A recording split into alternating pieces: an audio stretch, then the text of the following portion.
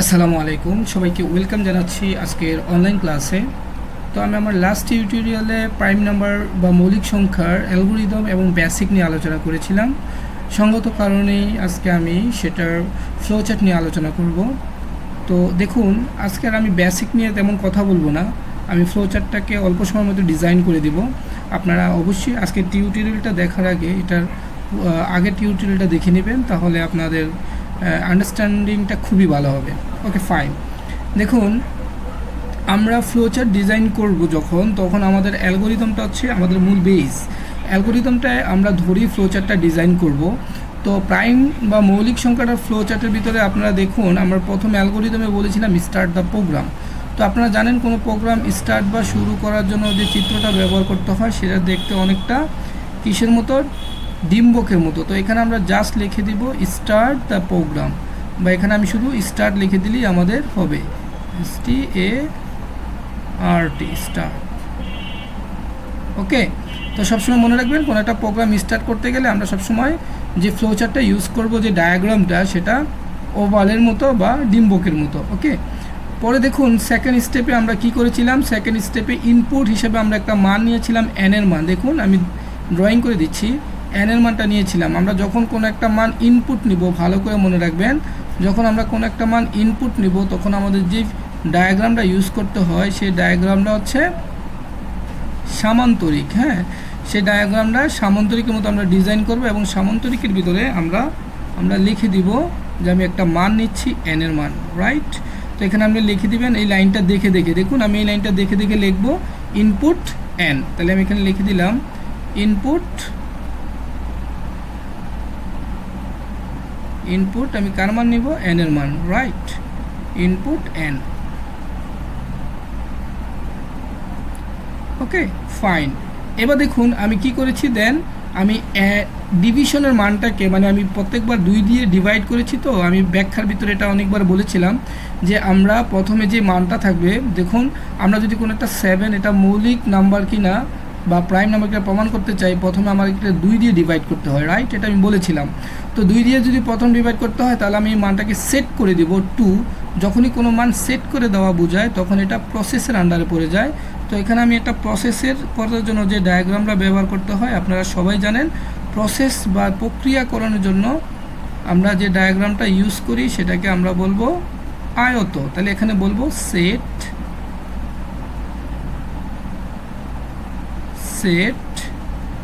কাকে সেট করে দিয়েছিলাম বলুন তো, আমি সেট করে দিয়েছিলাম div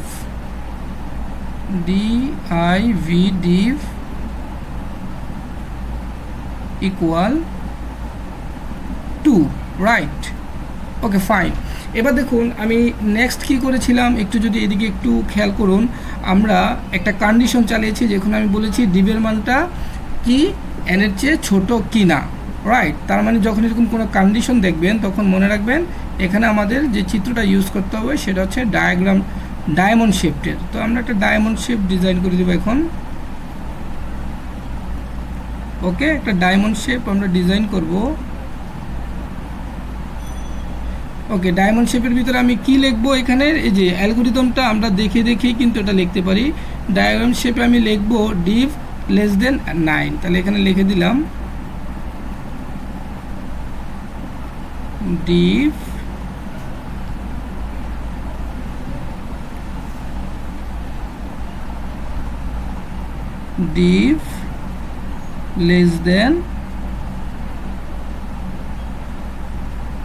ডিভের মানটাকে আমরা n দিয়ে যে মানটা নিয়েছিলাম n লিখে দিব। হ্যাঁ, তো এই মানটা লেখার পরে আমি দেখুন এখানে দুইটা জিনিস হয়েছিল, একটা ইয়েস আর একটা নো হয়েছিল, রাইট।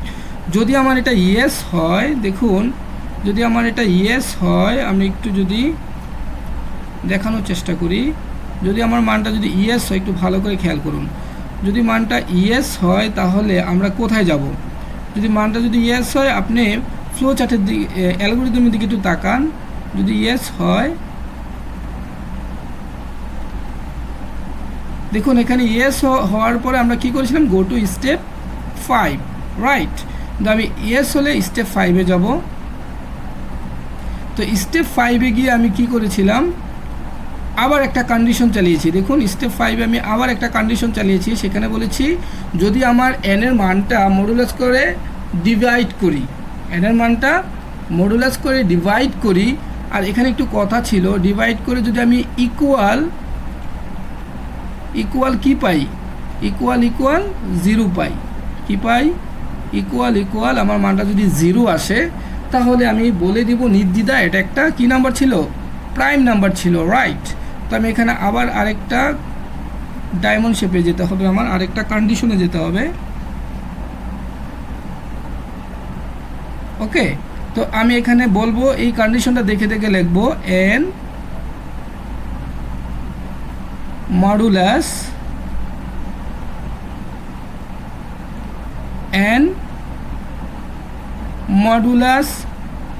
div, মানে আমার div এর মানটাকে দিয়ে আমি মডুলাস করব।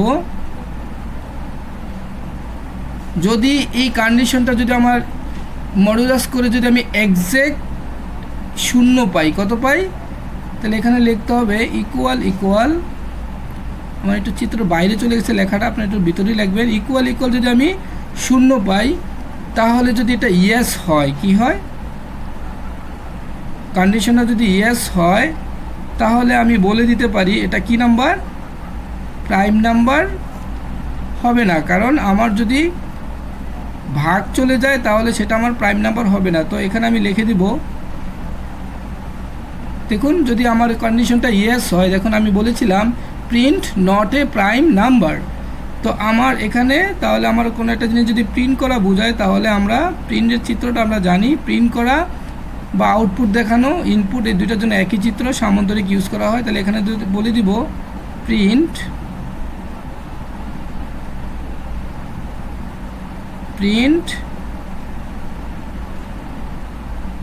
নট প্রাইম,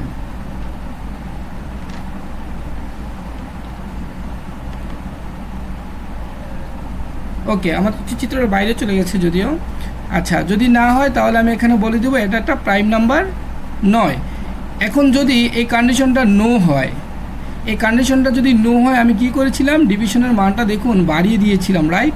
তো কন্ডিশনটা যদি নো হয় তাহলে এখানে আমি কন্ডিশনটা যদি নো হয় এখান থেকে আমি বাড়িয়ে দিব। কন্ডিশনটা মনে করেন কোনো কারণে নো হলো, তার মানে আমার ডিভিশনের মানটা একজাক্টলি 0 পাই নাই। 0 না পেলে আমার কি করতে হবে বলুন তো, 0 না পেলে আমার মানটাকে, ডিভিশনের মানটাকে আমার এক এক করে বাড়িয়ে দিতে হবে। তাহলে আমি নো হলে এখানে যাব, এখানে যে ডিভিশনের মানটাকে 1 করে বাড়িয়ে দিব, আমরা ডিভিশনের মানটাকে আমি 1 করে বাড়িয়ে দিচ্ছি। কোনো কিছুর মান বাড়িয়ে দিতে গেলে আমরা যেই চিত্রটা ব্যবহার করব সেটা প্রসেসের মধ্যে পড়বে। তখন আমি বলে দিব ডিভের মান 1 করে বাড়বে, তার মানে ডিভ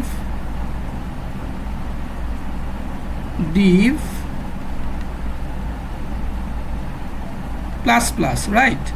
ডিভের মানটা আমরা কত করে বাড়িয়ে দেবো, 1 1 করে বাড়িয়ে দেবো। এখানে বললাম ডিভ প্লাস প্লাস। তো প্লাস প্লাস করে সে কি করবে, সে আবার তার যে কন্ডিশনটা ছিল সে আবার তার ওই কন্ডিশনে চলে যাবে। তো তার কন্ডিশনটা কোথায় ছিল, তার মানে দেখুন আমি বলেছিলাম সে যদি মানটাকে 1 1 করে বাড়িয়ে দিবে এবং গো টু স্টেপ 4। তো স্টেপ 4-এ আমি কি করেছিলাম, যদি এখানে একটু খেয়াল করুন, স্টেপ 4-এ আমরা কি করেছিলাম, দেখুন স্টেপ 4-এ আমরা এখানে কন্ডিশনটা দিয়েছিলাম Depp less than or equal n, right. তো এখানে যদি আমি এই কন্ডিশনটা এখানে আমরা লাগিয়ে দিলাম যে আমার মানটা আবার এখানে যাবে, এখানে যে সে আবার ডিভের মান দেখবে, কন্ডিশন দেখবে, কন্ডিশনটা দেখে এখানে যদি ইয়েস হয় আবার এখানে আসবে, এখানে এসে সে যদি দেখে ডিভের মানটা এক্সাক্ট যদি 0 হয় তাহলে প্রিন্ট করে দিবে, আর যদি না দেখে তাহলে আবার ডিভের মান 1 বাড়াবে, বাড়িয়ে আবার কন্ডিশনে আসবে, কন্ডিশনে এসে ডিভের মানটা দেখবে, ডিভের মানটা কি আমাদের যেই মানটা ছিল, ডিভের মানটা এই যেই কন্ডিশনটা দেখুন ডিভের মান less than or equal n, Depp less than or equal n আছে কিনা সেটা আমার দেখবে।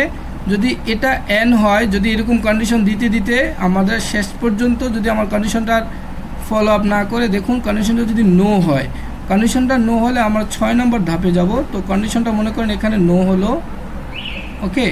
তো কন্ডিশনটা যদি নো হয় তাহলে আমি 6 নম্বর ধাপে আসবো। 6 নম্বর ধাপে আমি কি করছি দেখুন, এখানে আরেকটা কন্ডিশন দিয়েছিলাম, আমার ডিপের মানটা এক্স্যাক্টলি এন এর মানের মতো যদি হয়ে যায়, রাইট। তো এখানে আমি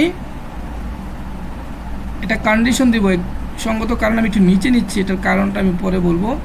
তো এখানে দেখুন, যদি আমি এখানে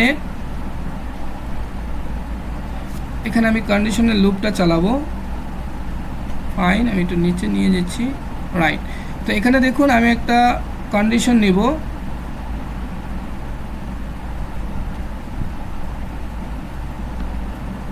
দেখুন এই কন্ডিশনটা হচ্ছে যে আমার এই কন্ডিশনে যদি আমার ডিভিশনের মানটা এক্সাক্ট ইকুয়াল, এটা একটা রিলেশনাল অপারেটর, যদি এক্সাক্ট ইকুয়াল আমার কত হয়, এন এর মানের সমান হয়। তো এন এর মানের যদি সমান যদি এটা হয়, যদি ইয়েস হয়, তো এখানে মনে করুন এটা আমার ইয়েস হলো, তাহলে ইয়েস হলে আমি তখন বুঝবো যে আমার এটা একটা প্রাইম নাম্বার, তখন আমি এটাকে প্রিন্ট করে দিব। দেখুন যদি ইয়েস হয়, এখানে কিন্তু আমি প্রিন্ট করে দিয়েছিলাম, খেয়াল করেছেন।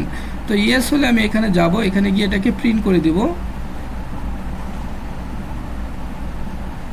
এখানে দেখুন আমার প্রিন্ট করে দিব। আর প্রিন্টের জন্য যে ফিগারটা ব্যবহার করতে হয় আপনারা জানেন, একটা সামান্তরিক চিত্র ব্যবহার করতে হয় প্রিন্টের জন্য। ওকে ফাইন, আমি এখানে এটাকে প্রিন্ট করে দেই। প্রিন্ট কি লিখবো, প্রিন্ট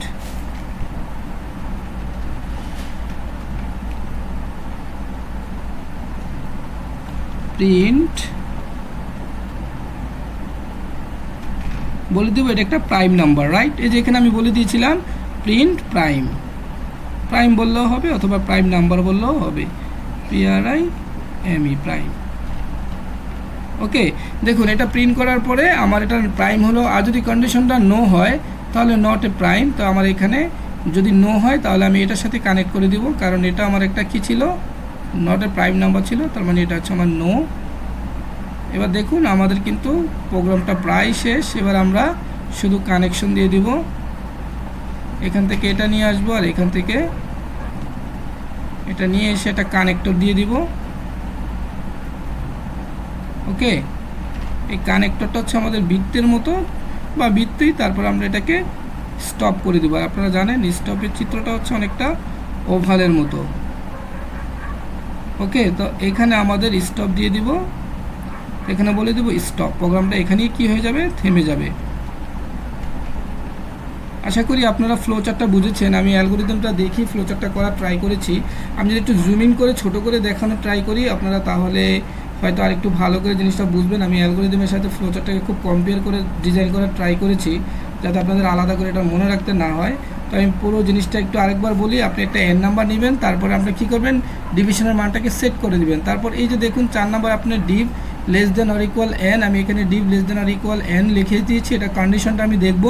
দেখুন কন্ডিশনটা এটা দেখে কন্ডিশন যদি ইয়েস হয় আমি স্টেপ 5-এ যাই, আবার একটা কন্ডিশন দিব, এন এর মানটাকে মডুলাস খাবার ইকুয়াল যদি আমি 0 পাই তাহলে আমি বলে দেবো এটা একটা প্রাইম নাম্বার নয়।